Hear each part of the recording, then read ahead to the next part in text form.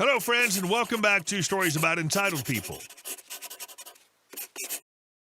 Let's dive into a story where OP's best friend faced an intense family dispute after her husband's passing. But before we begin, best way to support our channel is to leave comments, like, and subscribe with the turned-on bell so you don't miss the new video every single day. Here we go. Sister-in-law thinks she's entitled to late brother's property. So to start off, this isn't my story, but one of my best friends, Alyssa, but I was there when it happened. It's something that happened a few years ago, but we were reminiscing about the past, and then after seeing a couple other posts similar to this situation, got talking about it. My best friend, who we'll call James, met the love of his life, Alyssa, when we were teenagers. Unfortunately, they ended up breaking up over a misunderstanding. A few years later, they ended up meeting again through a mutual friend of ours, Alan, who was her cousin, at his birthday party. After reconnecting, they fell back in love and got back together. When they wanted to get married, not even a year after dating, his family, mainly parents, thought they were moving too fast, along with the fact they thought she was only after his money, which wasn't true, because she had her own money as she was doing very well in her career just as he was. And when his family realized that, they apologized and warmed up to her. Unfortunately, roughly 4 years after they were married, he died in a car accident. The house, which he bought not even a month before they got back together, was in his will to go to her and the daughter they shared together. Roughly 6 months after his funeral, his sister, who we'll call Josie, showed up at the house. Alyssa has allowed and still does allow James' family to see their daughter, along with letting them have her for occasional holidays or almost any time they want or the daughter wants to go over. When Josie said that she, her husband, and 2 children needed a place, Alyssa was quick to offer them a place to stay until they got back on their feet. The house is a 3-bedroom with a finished walkout basement. Here's where it gets amusing in our eyes. Josie started going off on her, saying how Alyssa needs to move out and find somewhere else to live. That was only right for Josie and her family to be the one that has her brother's house. She even said that Alyssa only had it because of him, and now that he's gone, there's no reason for her to still be living there.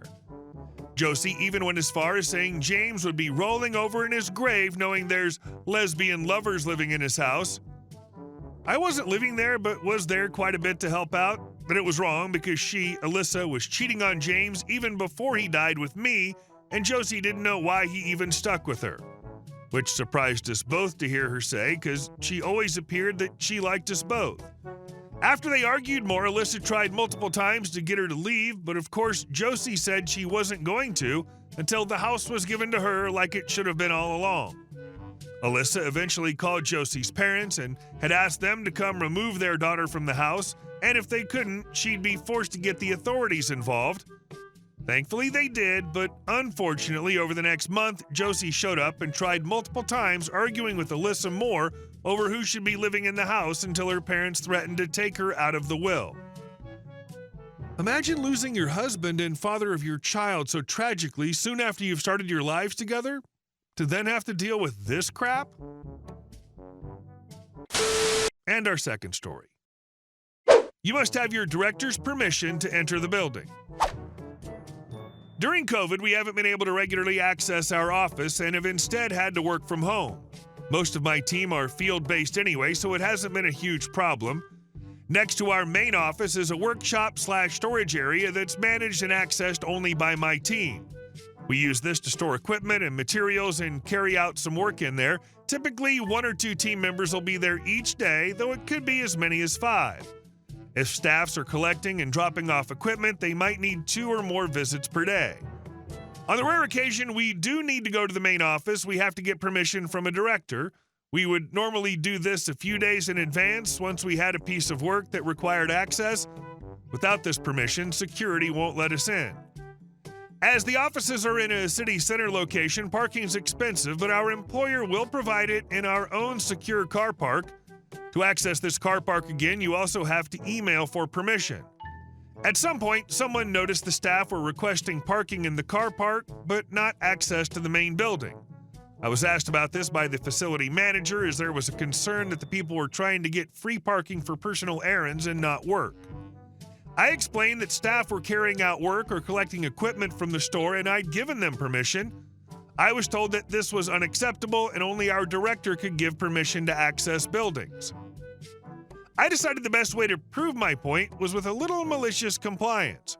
I did a few checks and saw that there was an almost immediate opportunity. I instructed my staff that they weren't to access the workshop/store unless they had permission. I said that I knew it was ridiculous, but I had a plan and everything would be sorted out within a week. I also told them that for the next few days, we'd be catching up with all our mandatory training and odd jobs.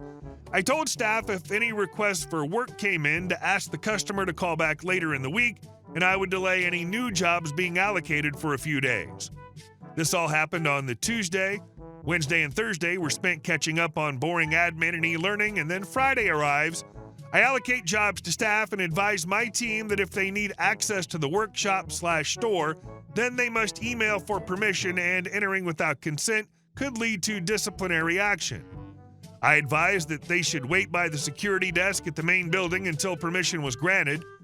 A few hours into the day, I start getting emails from my staff saying they've needed access to the store and have emailed for permission but haven't heard back. I advised that they wait. After another hour or so, I get an irate phone call from the facility manager asking what's going on. I explained that my staff aren't allowed in without permission, and so they're waiting by security so there are no allegations of them sneaking into the workshop. He asks why permission wasn't granted in advance, and I explain that the work request had only come in on that day.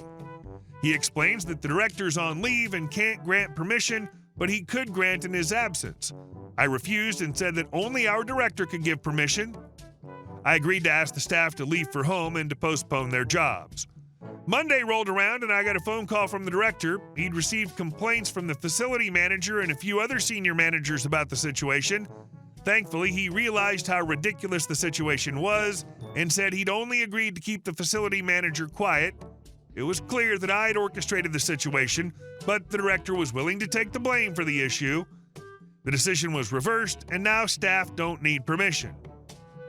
One other plus point is that I've stopped receiving email reminders about my team members' training being out of date. Why do they care if people are using work parking for personal errands anyway? Are they doing anything else with the parking spots? And our last story. How I helped catch a counterfeit king and gas thief at a small marina. Back when I was 17, I had a summer job at a small lakeside marina. My main tasks were pretty simple, helping boaters dock, refuel, and keep things moving smoothly. Most days were pretty laid back, with the regulars coming in for a quick stop before heading back out on the lake, and there was a general vibe of trust. We charged low fees and even let people dock for free if they just wanted to grab a bite in town. Then one summer afternoon, this guy pulls up driving a boat that looked like something out of a high-end magazine. It was flashy, the type you'd expect to see at a yacht club, not our humble marina. He was loud and a bit arrogant, treating the place like his personal pit stop. After fueling up and buying a bunch of snacks, drinks, and a few souvenirs, his total came out to about $350. "Keep the change," he said with a grin, handing me a stack of 20s. 17 bills exactly. I didn't think much of it. He had the kind of confidence that made you feel like everything was in order. I quickly made change, thanked him, and watched him speed off, leaving a trail of waves behind him. A week later, my manager called me into her office. She looked at me seriously and handed me a stack of the same 20s the guy had used. Every single one of them was counterfeit. I felt my stomach drop. I'd handled the whole transaction, and now it looked like I'd fallen for some cheap trick. We called the police, but without any contact info, there wasn't much they could do. We assumed that was the end of it and that he'd gotten away with it. Fast forward about a month, and as fate would have it, the same boat rolls up to the dock. This time he had sunglasses on and acted like he owned the place. He didn't even seem to recognize me. I felt this sense of thrill and dread all at once. Here he was, back for more, thinking he could just waltz in after ripping us off. I quietly let my manager know he was here, and she immediately called the police. Meanwhile, I decided to play it cool. He asked if he could dock for a couple hours, and I nodded, pulling out the dock log. "No problem," I said, handing him the pen. "Just need a name and contact number in case we need to reach you."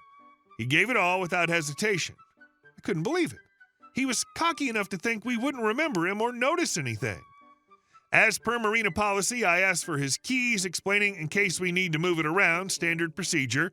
He shrugged and handed them over, clearly more interested in whatever he was planning to do on shore.